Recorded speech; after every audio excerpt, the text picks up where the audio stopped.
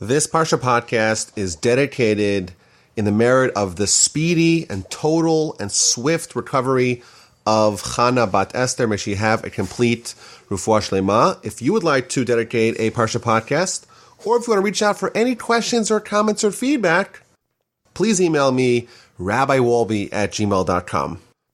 Parshas Mikeitz contains 146 verses, and it has a single continuous storyline picking up right where we left off last week following the saga of Joseph in Egypt.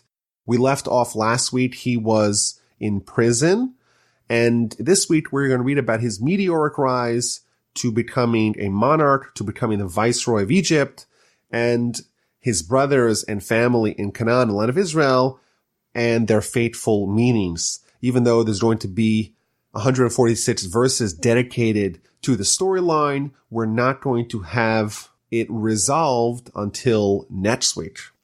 When the Parsha begins, it was 2 years to the day after the events of last week's Parsha, and Pharaoh had a dream.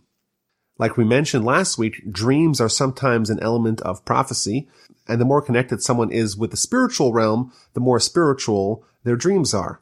Pharaoh must have obviously been someone who had a certain spiritual sensitivity by the fact that he's about to experience 2 prophetic dreams. A few weeks ago, we read about Hagar, who became the maidservant of Abraham and Sarah. And Rashi told us that Hagar was initially an Egyptian princess. But when Abraham came to Egypt, Pharaoh was so impressed and moved by Abraham and Sarah that he told his daughter Hagar, it's better for you to be a maidservant for Abraham than to be a princess in Egypt. And he gave Hagar, his daughter, to Abraham and Sarah as a maidservant. It's unlikely that the Pharaoh of Abraham is the same Pharaoh of Egypt, but it shows a certain consistency with a spiritual sensitivity and acuity amongst these pharaohs. So what's Pharaoh's dreams? He's standing by the river, by the Nile, and there's 7 robust and healthy cows that emerge from the water, and they start grazing. And soon afterwards, 7 frail and gaunt cows come out of the river, and they too appear next to the cows on the bank of the river. And suddenly, the cows that were weak and emaciated consumed the healthy and robust cows, and despite eating the healthy cows, the 7 skinny, frail cows remained skinny and frail. And Pharaoh woke up. He fell back asleep, and he had a second dream. And there's 7 ears of grain sprouting from a single stalk, and again, 7 healthy, robust ears of grain, and then 7 other ears of grain, thin, weak, emaciated, they too sprout up, and the ears of grain that were weak and frail swallow up the 7 healthy and full ears, and Pharaoh awoke, and behold, it is a dream. In the morning, he's all agitated, he's frustrated, he calls to all his gurus, to all his savants, to all his necromancers, to all the wise men, to all his advisors, and he tells them the dream, and no one is able to sufficiently assuage Pharaoh. No one's able to interpret them in a way that he finds palatable. Rashi tells us one of them suggested that he's going to have 7 daughters, and then all 7 daughters are going to die. A second interpretation was he's going to conquer 7 countries, and then he's going to lose them all. Nothing seems to resonate with Pharaoh. And then the cupbearer, that same individual that used to be a cellmate with Joseph before he was restored to his post, he speaks up and he tells Pharaoh, I'm going to mention my transgressions today. I made a huge blunder. Why? And he recounts the whole story. Pharaoh got mad at his servants, and he placed me, the butler, together with the baker in jail with the chamberlain of the butchers. And we had the dreams, and I had a dream and the interpretation of his dream, and he had the interpretation of my dream. And there was this Hebrew youth, this slave. He's referring to Joseph, of course. And he's there, and he was with us in prison. We told over our dreams to him, and he was obviously adept at interpretation of dreams. And he accurately told us that you, the cupbearer, you're going to be restored to your post, and the baker is going to be hanged in 3 days. So he's telling Pharaoh, you are someone who's very disturbed by the fact that you don't have an interpretation to your dream. I may have the guy for you. And that, of course, is Joseph. So Joseph now, has been 2 years since he had any contact with the baker or the butler. And in verse 14, we read how quickly Joseph is going to go from being languishing, rotting in prison to being ushered before Pharaoh. So Pharaoh sent and summoned Joseph, and they rushed him from the dungeon. He shaved and changed his clothes, and he came to Pharaoh. Instantly, Joseph was elevated from the depths of despair in prison. He's cleaned, he's shaved, he's showered, brought to Pharaoh. The commentaries tell us that this is the model, the format through which redemption happens. Joseph, through no fault of his own, has really reached the bottom of the barrel, the bottom of the pit. He was sold out by his brothers. He was sold as a slave multiple times. He was falsely accused of seducing his master's wife when really it was the other way around.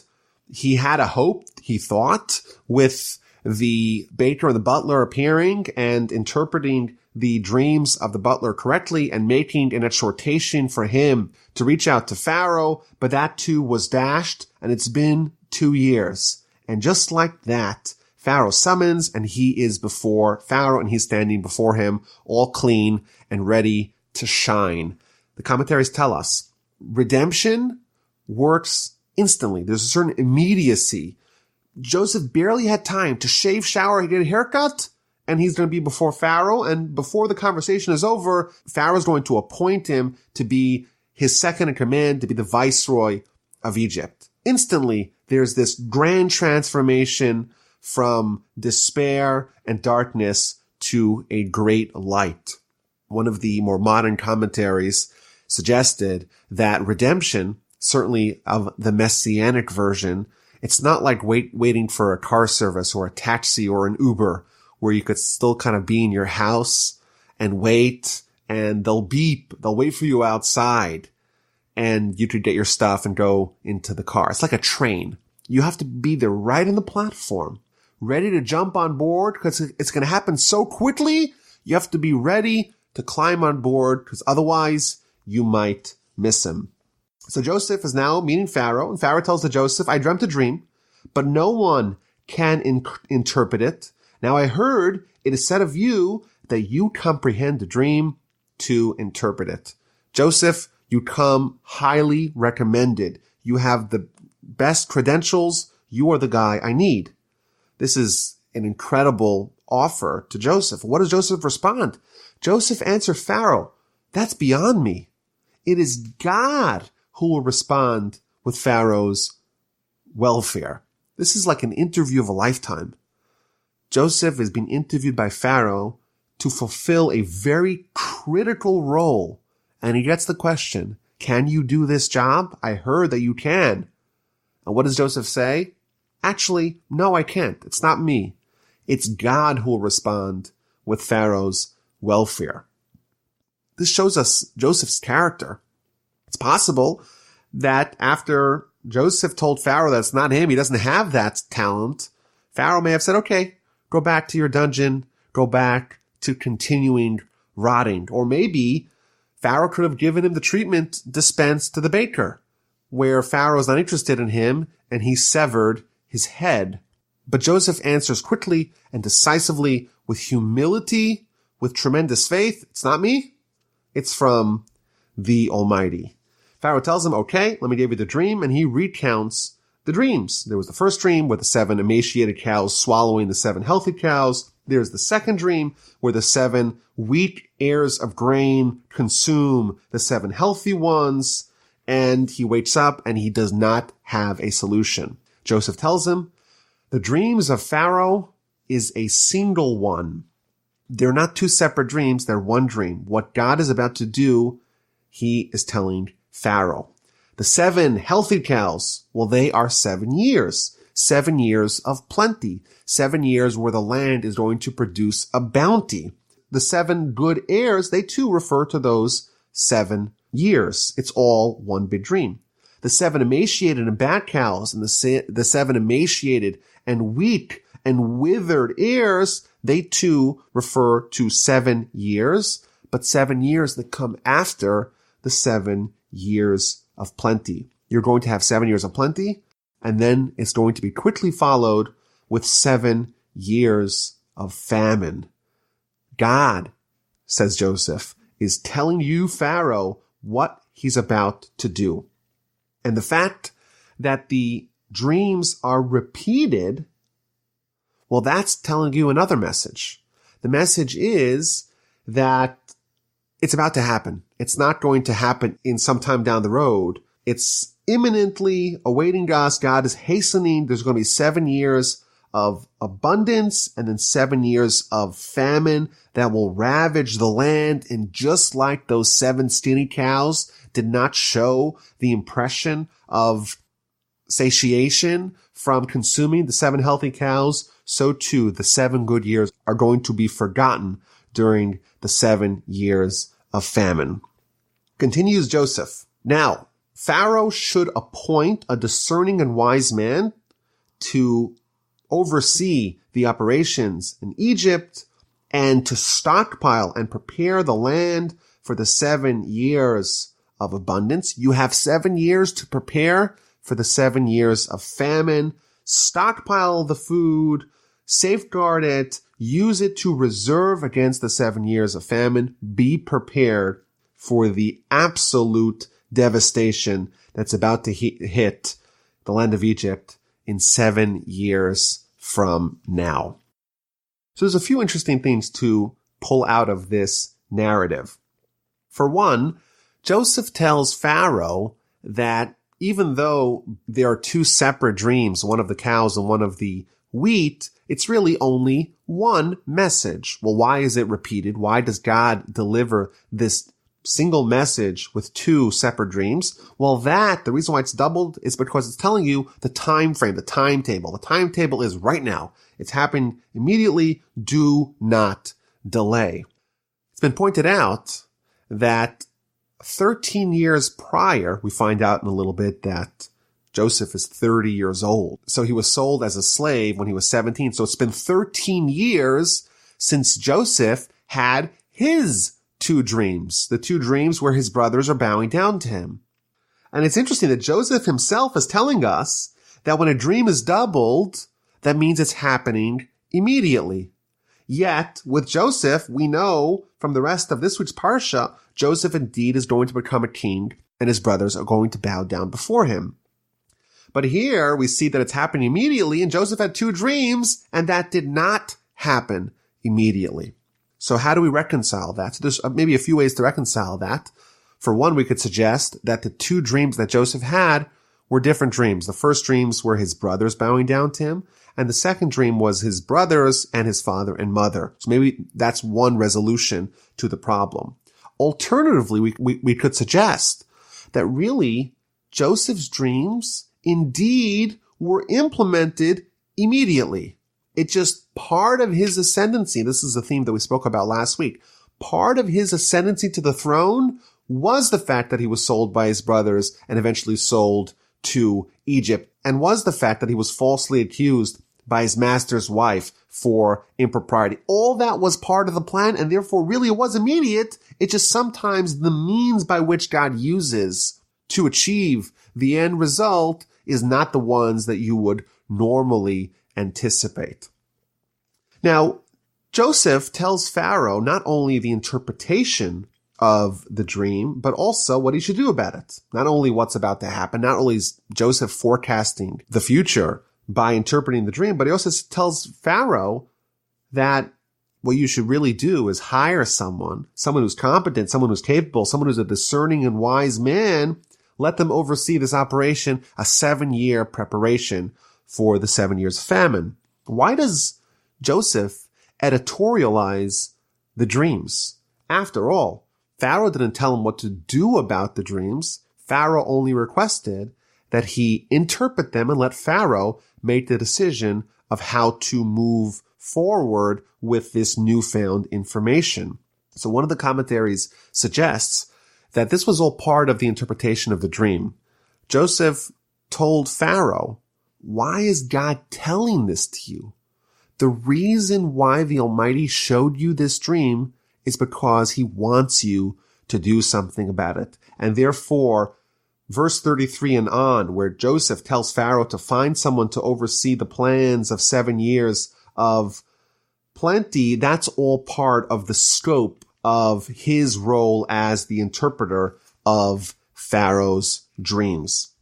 Pharaoh is duly impressed by Joseph, and he makes a pronouncement. Pharaoh said to his servants, "Could we find another one like him, a man in whom the Spirit of God exists?" So Pharaoh said to Joseph, "Since God has informed you of all this, there could be no one so discerning and wise as you. You are going to be my hired hand. You are going to be the man appointed to oversee the 7 years of plenty. You are going to be my second in command. You shall be in charge of my palace, and by your command shall all my people be sustained. The only benefit that I'm going to have over you, only by the throne shall I outrank you." Pharaoh said to Joseph, verse 41, "See, I have placed you in charge of all of the land of Israel." Pharaoh removed his ring from his hand, put it on Joseph's hand. He dressed him in garments of fine linen. He placed a gold chain upon his neck. He had him ride in the second royal chariot. I guess that's the Egyptian equivalent of Air Force Two.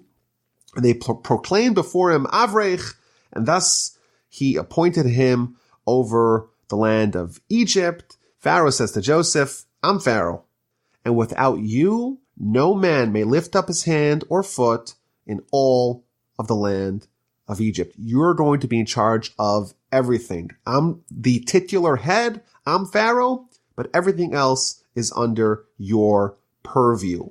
Pharaoh called Joseph's name Tzafnas Paneach.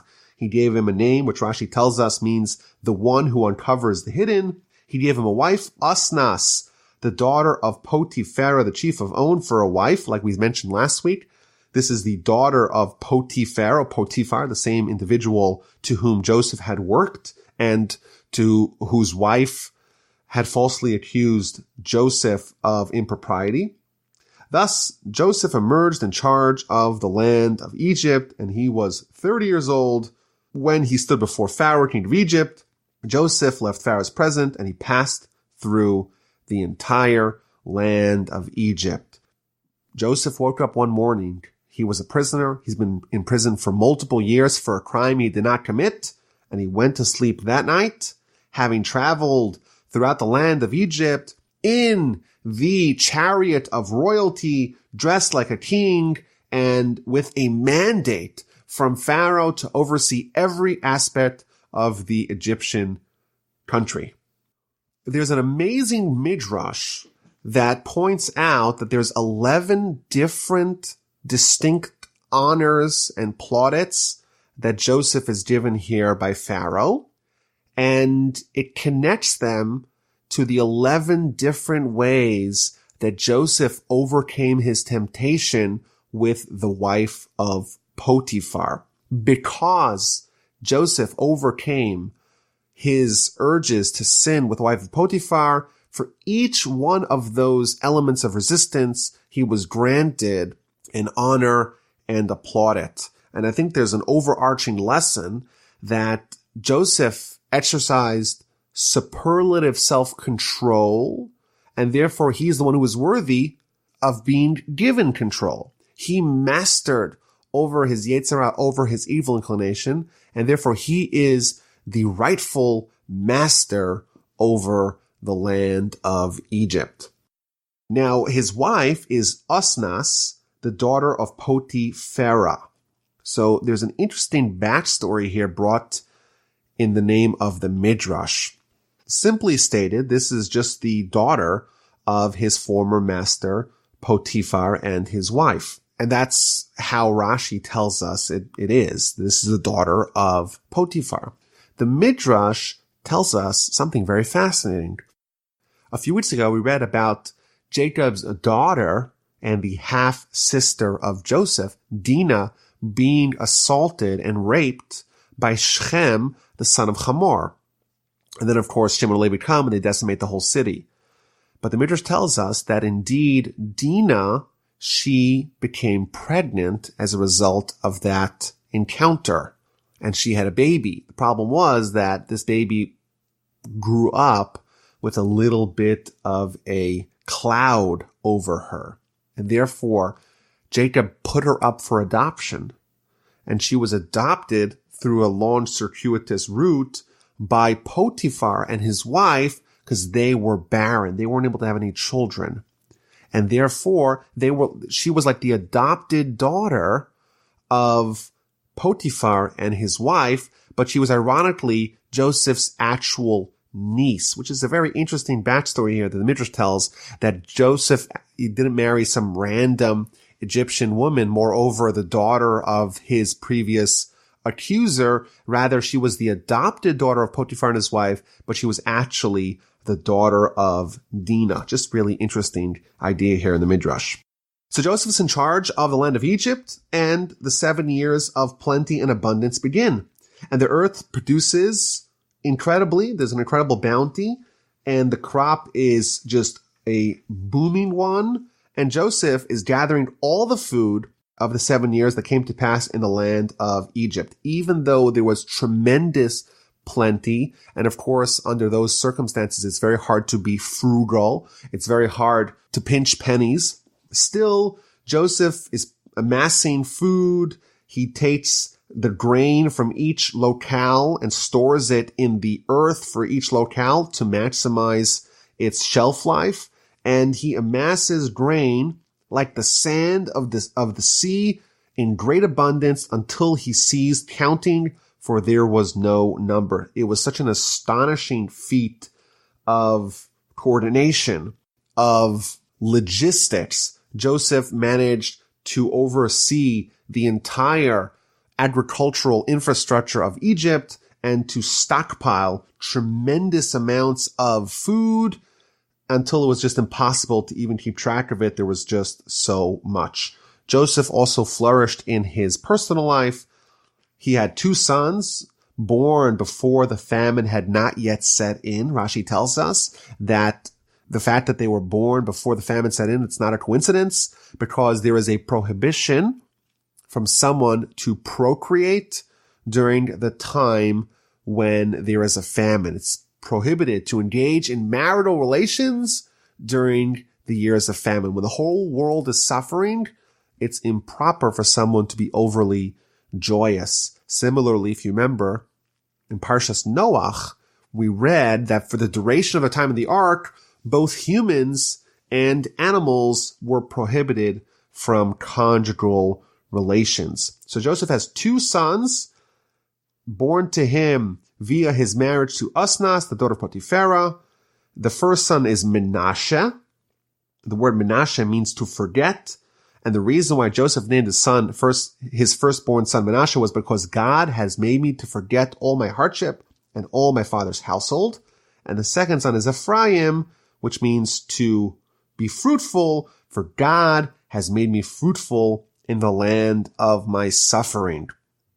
The commentaries are a little bothered by Joseph's naming his first son Menashe, because God has made me forget all my hardship and all of my father's household. It seems kind of strange that Joseph would forget where he came from. He would forget his roots. He would forget his father and his household and who he really stands for, what he is as an individual. It seems kind of problematic. So it's been suggested that really Joseph didn't forget it.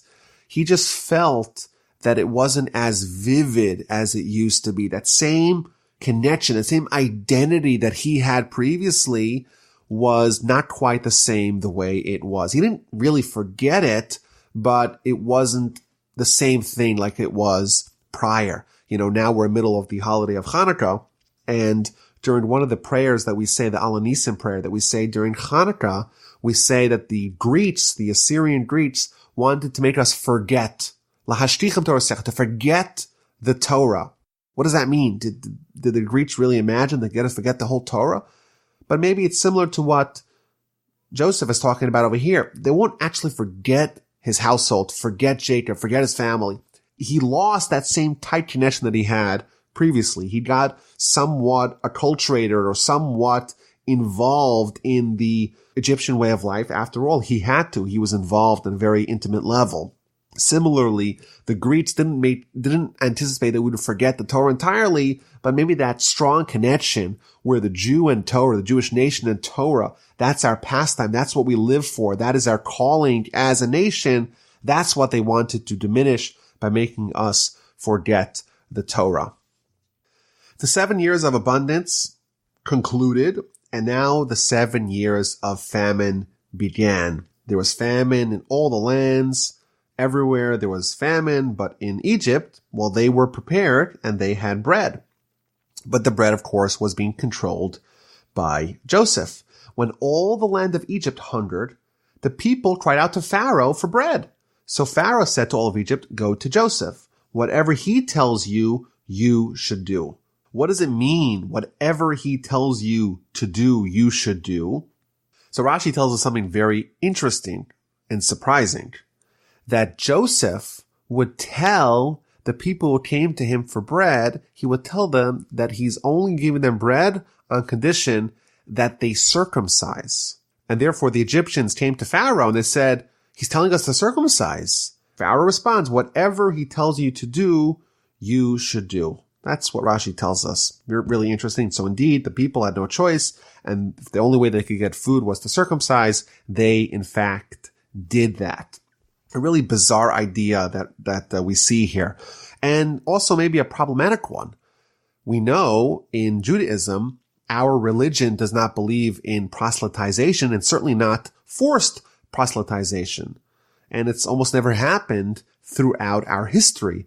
But here, Joseph is compelling the Egyptians to circumcise, and only on that condition is he willing to provide them with vital, necessary nourishment. What is the meaning behind that? So one idea is that Joseph, after all, he was invested in preserving the physical lives of the Egyptians. He cared for them. He worked so hard. He was working night and day to provide physical food so they could live. He became invested in them. He became interested in their well-being. And therefore he said, I'm not going to just feed them physically, but let them atrophy and devolve spiritually. I want them to flourish in every arena. So therefore, Joseph said, if you want to have the food, I'm going to force you, because that's my leverage. I'm going to force you to also invest in your spiritual half. The Midrash tells us if someone just circumcised, then they're already guaranteed a portion in Olam Haba, in the afterlife. Joseph was invested in the well-being of his Egyptian compatriots, and therefore he not only tended to their physical needs, but he also wanted to provide for them spiritually by getting them to be more spiritually attuned. As we know, that the circumcision, as we spoke about in the past, is all about embracing the spiritual lives that we live. That's one suggestion to explain that. Alternatively, Joseph knew from his dreams that his brothers and his family indeed are about to come to Egypt. He didn't know when, he didn't know the timeline, but he was anticipating this to happen. And he was worried that his circumcised brothers might be somewhat out of place, maybe stigmatized once they arrived into Egypt. And to circumvent that, he ordered that the Egyptians themselves, they circumcise or else they get no food. Just a really interesting idea here that we see in Rashi. So the famine spreads out all over the face of the earth. Joseph opens up the storage houses and the containers and sells provisions to Egypt, and all of earth, so not just Egypt, other countries as well, they come to Egypt to buy provisions, and Egypt becomes a hub, a trading hub for food for people to survive this terrible famine. Chapter 42 pivots back to Canaan, back to the land of Israel, where Jacob is also suffering the effects of the famine. And therefore he says to his sons, don't make yourself conspicuous. Maybe we have the ability to sustain ourselves, but if everyone's going to Egypt, we shouldn't make believe like we have more than everyone else. And therefore I heard there's provisions in Egypt. Go down there, go purchase some of it for us so we can live and not die. So Joseph's brothers, 10 of them, went down to buy grain from Egypt. Joseph has 11 brothers. Of course, the exception here is Benjamin. Jacob sends the 10 brothers that conspired to sell him into slavery or to try to kill him. Of course, Reuben and Judah tried to save him, as we read last week. But these same 10 brothers are going now down to Egypt to procure food. Jacob is unwilling to send Benjamin with his brothers. He's worried lest a disaster will befall him. So they head down from the land of Canaan to the land of Egypt. It's interesting. In verse 2, Jacob tells his children, Redu Shama, go descend down to Egypt. And he uses an unusual term, Redu, descend down to Egypt, go down to Egypt. Rashi tells us that the gematria, the numerical value of the word Redu, as we know, every Hebrew letter has a number that corresponds to it. And the numbers of the word Redu is 210, which equal the exact number of years that the Jewish people are going to end up in the land of Egypt before the Exodus. So Jacob is like unknowingly and unwittingly spitting out prophecy with the words that he uses to tell his children, go down to Egypt. In verse 3, the 10 sons of Jacob are called the brothers of Joseph. And it's interesting, Rashi jumps on this, that even though they had sold them, they were beginning to regret it. And they were committing themselves to be brothers of Joseph, to re-engage with him in kinship and in brotherhood, and maybe even, as we will see later, maybe even try to find Joseph, whom they know is alive and whom they know was headed to Egypt. So they head down to Egypt and they enter among the arrivals. Rashi tells us that they enter in 10 separate gates. They don't all go in the same entrance. It's kind of like when you go into a foreign country, you have to go through passport control. They went on 10 different lines or 10 different gates or 10 different entrances into the land. Why? So Rashi tells us one reason, because they were 10 healthy, robust, muscular men, and therefore if they all came together as a team, it would look so imposing and so impressive that there may be some evil eye. People may be envious, may be jealous, and that's not a good thing. It doesn't portend well for them. That's one idea. Later on, we see another reason why they entered in 10 different gates, to be able to spread out as much as possible over the land. Maybe one of them will bump into Joseph. Joseph, after all, in their eyes, was sold as a slave to Egypt. It's possible, maybe even likely in their eyes, that he's still a slave somewhere. Maybe we'll bump into him. Let's increase our chances of a chance encounter with Joseph by going in 10 different ways till we reach our destination. So Joseph, he's the viceroy over the land. Everyone who wants food has to come to him. And his brothers, they wait their turn in line, and then they come and they bow before him with their faces to the ground. Joseph sees his brothers and he recognizes them and he puts on a facade. He acts like them as a stranger and he speaks to them harshly. He says to them, where are you from? And they respond, well, we're from the land of Canaan. We're here to buy food. Joseph right away recognizes these are his brothers and he's able to identify each one. This is Reuben, this is Shimon, this is Levi, this is Judah, this is Issachar, etc. But they do not recognize him. And right away, Joseph recalls the dreams. In the dreams, they were bowing down to him, and now they're bowing down to him. And he says to them, you're not here to buy food. You're here because you are spies. You have come to see the nakedness of the land. You've come to find the vulnerabilities. You want to attack us, and that's your true purpose. And this is going to kickstart a whole cat and mouse episode where Joseph is going to make a false accusation. He knows exactly who they are, and he knows exactly what their identity is, but he's going to be toying with them. He's going to be playing with them. He's going to be pushing their buttons for the duration of this Parsha. And it does raise some really important questions. Joseph's actions need to be contemplated. There's some problems with his treatment of his brothers, and I would even argue his treatment of his father. Joseph has been in Egypt now for 20 years, and he must imagine that his father is apoplectic with the fact that he is still alive, or is he dead, or we don't have a body. He must know that his father is very nervous about him. Yet, Joseph does not send a message back to Jacob assuring him that he's okay. And even after Joseph becomes a king, he doesn't send a messenger with a letter. It wasn't that far away to go tell Jacob he's doing all right. His brothers finally show up, and he does not reveal his identity to them. In fact, he accuses them of being spies. He's going to demand that they bring Benjamin. He's going to imprison them. He's going to take one of them as a hostage. He's going to play this game where he's going to return their money. He's going to be framing Benjamin for stealing a goblet. He's going to unjustly accuse him of a crime he didn't commit. How do we understand Joseph's behavior? How do we understand what he's doing or what he did?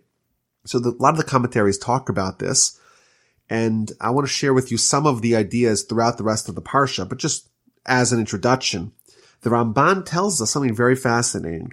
He says that Joseph knew his dreams, and he knew that they had to be fulfilled.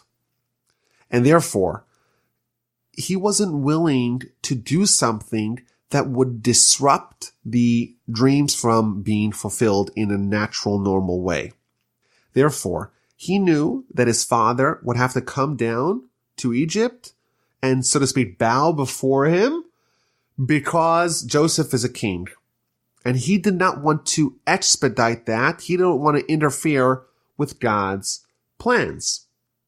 And therefore, he was not able to tell his father that he was alive in Egypt. And even if that meant that Jacob's going to have to suffer for the duration of those years, he understood it was a real dream, and therefore it had to happen. He sees them, and he right away speaks harshly. And one of the commentaries suggests that maybe he speaks harshly to disguise his voice. He doesn't reveal himself, and he doesn't want them to pick up on it. And he demands that they bring Benjamin. Why? Because in the dream, it was all of his brothers bowing down before him. He sees 10 of his brothers. He knows there's one that's missing.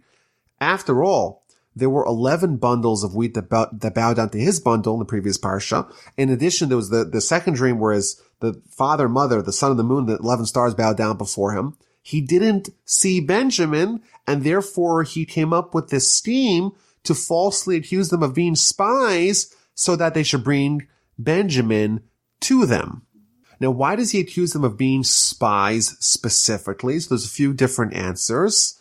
One answer is that Joseph was very wary that they may do some investigation into his character. They may find out about him for a variety of reasons. By accusing them of being spies, they're going to be very circumspect about going to investigate Joseph because they don't want to give off the appearance that they are indeed spies. And therefore, he kind of pushed them into a corner. They cannot investigate Joseph's character and nature and identity without giving credence to the claim that they are spies. In addition, the Ramban says that Joseph had some credibility in his claim that they were spies because, after all, these were respected men. They would send their servant to go procure food. If they went themselves, it seems kind of fishy, and there is some grounds to accuse them of engaging in some sort of spying reconnaissance mission. Now, it's interesting here. The brothers don't recognize Joseph, even though Joseph recognizes the brothers. So Rashi tells us that he spoke through a translator, and he was speaking in Egyptian, and it was also 20 years later, and when he left, he was only 17, he didn't have a full beard, they were a little bit older, they did have a full beard, and that's why it was possible for them to not recognize him, even though he was able to recognize them. The Ramban hints at maybe a different answer, and that is the brothers in last week's Parsha were so incredulous when Joseph suggested that he's going to lord over them, he's going to be a king, they couldn't possibly fathom that the dream indeed came true. They had kind of locked their mind. One thing was clear in their mind: Joseph was a total megalomaniac. He was in no way destined for kingship, and therefore one thing is for sure: he's not a king. Is he alive? Maybe yes, maybe no, but he's definitely not a king. And therefore they didn't even consider, it didn't even cross their mind to think maybe he really is this man that's talking to them in Egyptian, this man who's playing a very harsh game with them. This man really is Joseph. They never even considered it because it ran against their prior prejudice against Joseph. So after Joseph accuses them of being spies, they quickly try to defend themselves. And they say, no, we're not spies. We came to buy food. And they give him a little bit of background. We're all the sons of one man. We never were spies. And he says, no, you are spies. You're here to check out the vulnerabilities of the land. So they elaborate on their story. We're actually 12 brothers. Even though there's only 10 of us here, there's 2 more. One of them is gone. The youngest one is with their father. And Joseph says, oh, you're changing your story. You're acting like someone who's not telling the truth. First you say it's us, and now you tell us there's more brothers. There's one brother that's there, one brother that's not there, one brother that's missing, one brother was the father. The only way I am trusting that you are not spies is if you bring your youngest brother here, you send one of you, go run up to the land of Canaan while the rest of you are imprisoned. I'm swearing on the life of Pharaoh, you're really spies unless you're able to disprove that by bringing Benjamin. And he threw them in prison for good measure for 3 days to let them mull over their next move. Now Rashi reveals a little bit more of the dialogue that happened between Joseph and his brothers. Rashi says that the brothers told him that they actually, one of their purposes to coming back to Egypt is to try to find Joseph. And then Joseph, who obviously they didn't realize was Joseph, inquired of them, well, what if you found him, but his owner will only sell him to you for a very exorbitant price? Would you buy him back? And the brothers respond to Joseph, definitely. Well, what if the owner of your missing brother refuses to sell him back at any price? What do you do then? And they responded to him, well, we came either to kill or to get killed. If we find Joseph, we're not leaving without them. And therefore, that was the pretext for Joseph to say, hey, you came here to kill? I, in fact, even know that 2 of you decimated a whole city, and therefore that's more evidence to the fact that you guys are spies. But what's actually happening here behind the scenes is that Joseph is trying to piece together as much information as possible, and he's finding out that the brothers' attitude towards him has changed. They want to find him, they want to redeem him, they want to buy him back, they feel feelings of kinship and brotherhood to them, and Joseph is not willing to reveal himself until he knows that A, the dreams are being fulfilled, B, the brothers have repented, and he's also going to do whatever he can to aid them in their atonement. So for example, Joseph throws him into prison. So simply, understood, it's like Joseph wants to punish them or Joseph wants to intimidate them.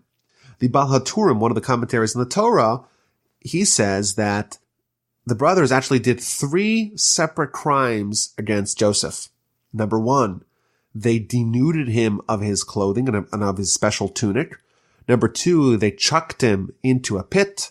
And number 3, they sold him as a slave. They did 3 sins, and therefore, to atone for those 3 sins, Joseph threw them into prison for 3 days to help cleanse them from their misdeeds. And this is what we're going to see with Joseph throughout the whole process. He is not going to avenge the mistreatment that his brothers did to him. And he's in fact going to go the opposite route. He is going to recognize that it's all part of God's master plan. And he's going to take the steps to ensure that his brothers are going to be atoned and to make certain that their misdeeds of the past are indeed a thing of the past. So after 3 days of being in prison, Joseph tells them, this is what you need to do. I'm not going to have all you in prison. You send one to get Benjamin. I'll do the opposite. I'll keep one of you in prison, and the rest of you go back to the land of Canaan and go bring Benjamin. Take with you provisions for your households. Just come back with Benjamin, and that way you won't die. And that was the plan. In the meantime, the brothers begin conversing with themselves. They realize that they got themselves into this terrible imbroglio, and they start reflecting about why they deserve this terrible punishment, that they have to bring Benjamin and they're going to have to give up a hostage, and this viceroy of Egypt is treating them so bad. And right away, they start regretting and reflecting on what they did to Joseph, even though it's been 20 years since those events of when they sold Joseph. The brothers, like the Torah and the Talmud encourages us to do, they are reflecting on the bad things that happened to them and trying to understand what its roots are. Why is God doing this to them? And they right away attribute what's happening to them here. They attribute that to what they did to their brothers. Indeed, we are guilty, they say, concerning our brother. We saw his heartfelt anguish. He pleaded with us. We didn't listen. We paid no heed. And that is why this anguish has come upon us. They attributed their treatment of Joseph to the treatment that they are now receiving, ironically, from Joseph himself. But of course, they don't know that. And this is what we're trained to do. The Talmud tells us when someone has bad things that happen to them, they right away should examine their deeds to find out what message God is sending to them. The Rashbam here tells us that they understood that we threw Joseph into a pit, and therefore now we have been thrown into jail as well, direct measure for what we did with Joseph. And they continue. Reuben says, well, you should have listened to me. I said, don't kill him. And all the while, Joseph is listening. Joseph understands. They don't realize that he understands because there's an interpreter, but he's emotionally moved by this. He, of course, feels an urge to reveal his identity to his brothers, but he does not do that. He goes to the side room and cries, returns after he cleans his eyes, and takes Simeon, as a hostage and gives them food to refill their vessels. He instructs his people to put their money back in the sack, and he sends them packing. He has Shimon as a hostage, and the rest of them have their packages, their satchels bursting with food and provisions, but also secretly holding their money. Why did he pick Shimon specifically to be imprisoned, to be the hostage until they brought Benjamin? Rashi tells us 2 reasons.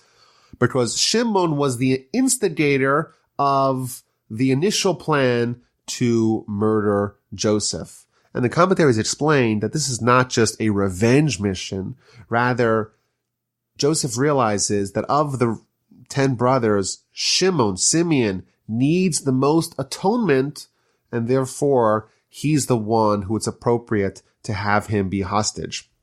Alternatively, Joseph wanted to separate Shimon and Levi. They were a tag team that together could be quite volatile, and therefore he didn't want them to attack him before his scheme, before his ruse, before his plan is fully developed, and therefore he made sure to separate Shimon and Levi so they cannot conspire to kill him. As the brothers are traveling back along the way, one of them opens up their sack and finds the money. And right away, their hearts sink. They turn trembling one to another. What is this that God has done to us? Again, we see the same ideal that when something bad happens, they're trying to figure out exactly why did God do that to us. They knew that this was some sort of message from the Almighty, but they're trying to figure out what exactly is the measure for measure. What did they do to deserve this terrible misunderstanding that they almost took food without paying for it? And of course, Shimon is this man's hostage, and they're probably going to need his services again, and they're going to have to present him Benjamin too. They get back to the land of Canaan. They tell Jacob everything that happened. They tell him the whole story, the whole dialogue back and forth that they had with Joseph. And then as they are unpacking, they all realize that all of them have their monies. And Jacob is terribly despondent. I lost Joseph. I lost Shimon. You want to take away Benjamin now. Everything that I have is totally collapsing. Reuben tries to convince him, you take my two sons and kill them if I don't return Benjamin safely. And Jacob responds, well, what do I gain by that? Your sons are my grandchildren. It doesn't help me. What's going to be? I'm going to suffer my pain and sorrow all the way to the grave. And thus concludes chapter 42. Chapter 43 is some time later, and the famine worsens. And again, Jacob tells his sons, go back to Egypt. There's still food there. We don't have any more left over from what you brought in the initial trip. Go get us some more food. But Judah tells him, no, the man was quite clear. You will not see my face unless you have Benjamin. If you want to send us down, you have to give us Benjamin. That's the only way that we could go and buy food. And Judah reasons with his father. It's understandable you don't want to send Benjamin, but what happens if you don't send Benjamin? Then he's going to die for sure. If you send him down with us, I'll guarantee him. And it's quite likely that maybe everything will work out. We'll save Shimon. We'll bring back Benjamin. Who knows? But if you leave him here, then everyone's going to die. The famine is very severe. So Jacob relented.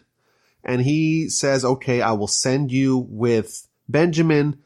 And like Jacob's encounter with Esau, he prepares a very robust gift. He takes a whole bunch of fruits and nuts and goodies that are only available in the land of Israel to give as a gift for Joseph. What can you give a man that has all the money in the world? Well, maybe some food that they don't have access to because of the nature of where they are living. He gives them double the money for the first trip, money for the second trip. He gives them Benjamin, and he says a prayer. May the Almighty grant you mercy before the man, that he may release to you your other brother as well as Benjamin. Jacob does not identify Shimon by name. He says, your other brother. Rashi tells us this is another instance where Jacob is speaking prophecy but not realizing it. He says, your other brother. Indeed, what's going to happen in this next trip is that the brothers are going to actually encounter the other brother, not just the one that was taken hostage now, not just Shimon, but also Joseph. And as for me, continues Jacob, as I have bereaved, so I am bereaved. Just as I have suffered from Joseph being taken and from Shimon being taken, I'll suffer if things go bad, if Benjamin does not return. The brothers arrive in Egypt, and they meet Joseph again. Joseph instructs the people in charge of his house to prepare a feast. He wants to eat his meal together with these 11 brothers. They are very quick to try to pay their debt from last time. The man in charge tells them not to worry. Don't worry about it. I got your payment. We're good. They bring him to Joseph's house. They give him water to wash their feet. They give him food for the donkeys. They give the gift for Joseph. They're a little bit surprised that Joseph wants to eat with them. Again, they all bow down before him. So now all 11 of his brothers have bowed down before him. He is checking more of those boxes of what he wants to see before he reveals himself. He inquires about the welfare of them and their father. Is he still alive? And the brothers respond, your servant, our father, is at peace. He still lives. And then Joseph interacts with Benjamin, his full brother, and he asked them, is this your little brother of whom you spoke about? And he said, God be gracious to you, my son. There's a very interesting interaction here that Rashi tells us that happened between Benjamin and Joseph. Joseph asked Benjamin, do you have any brothers? He says, well, yes, I have a brother from my mother. Well, but I don't know where he is. Well, do you have any sons? And he says, yes, I have 10 sons. Well, what are their names? And Benjamin starts to list the names of his 10 sons. And each one of his 10 sons is named after another element of Joseph, either his relationship with Joseph, all the terrible things that happened to Joseph, or Joseph's stature. And Joseph is overwhelmed by this gesture of his brother that again, he's consumed with compassion with his brother. He runs to the next room. He cries and fortifies himself and returns to meet his brothers. It's interesting. We saw that Joseph had 2 sons, Ephraim and Manasseh, and now we read about Benjamin having 10 sons. The Talmud says something very interesting. It says that Joseph was supposed to be another one of the forefathers. And just like his father Jacob, Joseph was destined to bear 12 sons. But because he didn't fully resist Potiphar's wife's seductions, 10 of those sons were given to Benjamin, and Joseph was left with 2. Now, indeed, Joseph's 2, Ephraim and Manasseh, we will read in a few weeks that they will become tribes of their own. Vis-a-vis those 2 sons, Joseph was indeed like his father, that his sons were the founders of tribes. So Joseph and his brothers have a meal together, even though they sit at separate tables. And the verse tells us that they ate and they drank and they became intoxicated with him. Rashi tells us an astonishing factoid that from the day that the brothers had sold Joseph as a slave, they did not drink wine. And in fact, Joseph, did not drink wine. This was a 2-decade mourning period for everyone involved. Jacob, of course, was mourning. The brothers, even though they had thought they were justified in selling Joseph, they commiserated with Jacob and they withheld from wine. They refused to celebrate when their father Jacob was suffering. And Joseph too mourned, so to speak, alongside them. And now, for the first time in more than 20 years, they drank together and they became intoxicated. Joseph drank because, after all, now he's been reunited with all 11 of his brothers. And the obvious question is, well, why indeed did the brothers drink? And the commentators say a very clever answer. The brothers were accused of being spies.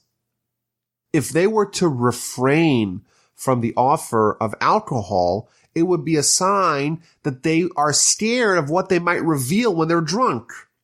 And therefore, the fact that they're able to drink and not be worried, that is proof that they are not spies. So they fulfilled their obligation. They brought Benjamin, and things are good. He returns Shimon, and he instructs the people of his home, of his household, to fill again the men's sacks with as much food as they could carry, again to return their money in the bottom of the sack. And then I want you to take my silver goblet, the goblet that I use for divination.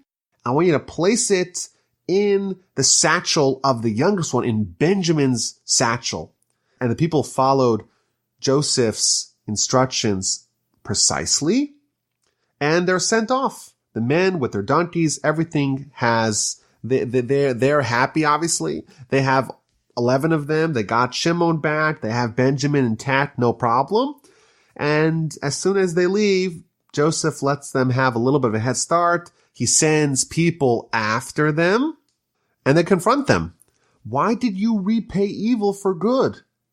Joseph was so good to you, and you repay him by stealing his goblet, by taking this very important device that he uses to divine? You have done evil in how you have acted. So the brothers are very surprised by this. None of them stole any goblet. And they say, that's not true. Why would you say such a thing? It would be sacrilegious for your servants to do such a thing. Here, look, we returned the money that we brought back with us to the land of Canaan. We returned the money for the first time. Why would we steal any silver or gold? In fact, they declared, if you find this goblet in our satchels, whoever stole it will die, and the rest of us will be slaves to Joseph. So they start inspecting the backpacks, and they begin with the oldest and they end with the youngest. And of course, in the backpack, in the sack of Benjamin, they find Joseph's goblet. The brothers are beside themselves. They rip up their clothing, and they begin the trek back to Egypt. Midrash tells us that the brothers really consider that Benjamin was indeed guilty. They tell him, you're just like your mother, just like Rachel. When Rachel and Jacob and the rest of the family, when they were leaving Laban, Rachel stole her father Laban's idol. You're just like your mother, because she was a thief and you are a thief as well. And now they're heading back, and they realize that they have a huge problem. Jacob valued Benjamin more than anything else that he had. And now Benjamin is accused of a very horrific crime, and they spring into a different mode. Rashi tells us in verse 13, they returned to the city, even though it was obviously a country. It was a metropolis. They call it a city. Why? They began to size up the city. What do we need to do to kill off the whole city and make sure we can bring Benjamin back home? They arrive in Joseph's house. He was still there. They fall on their ground before him. This is a fulfillment of the dreams where all of Joseph's 11 brothers are bowing down before him. And Joseph says to them, what is this deed that you have done? Don't you realize that like man like me, I need this goblet? And of course, the question could be asked, why indeed did Joseph do it? So the Ramban tells us that he did it not to pain them, but Joseph was worried that maybe there was some latent hatred that they had for Benjamin. After all, he was from a different wife. He was from Rachel. Maybe the hatred that they had to Joseph, they transferred to Benjamin. And therefore, he was A, scared of sending him home with them, but B, he wanted to inspect to see what kind of love they had for Benjamin. And now he's going to see that the brothers, especially Judah, who made a personal guarantee to Jacob to return Benjamin to him in perfect shape and totally intact, Judah is going to launch into an effort to save Benjamin. So Judah said, what can we say to my Lord? How can we speak? How can we justify ourselves? God has uncovered the sin of your servants. We're all ready to be slaves, all of us, including Benjamin. What he's suggesting here is that figure out the total amount of years that you anticipate to have Benjamin, spread it out over all of us. he's demonstrating that no longer are they going to abandon their brother and sell him and move on with their lives. Joseph responds, no, I would never do that. Only Benjamin is guilty. Only Benjamin, the man in whose possession the goblet was found, he should be my slave. The rest of you, go up in peace to your father. And with that epic cliffhanger, the Parsha ends. After 146 verses, it's still not resolved. The brothers obviously are not going to allow Benjamin to remain there. And the continuation of this standoff is going to be seen next week.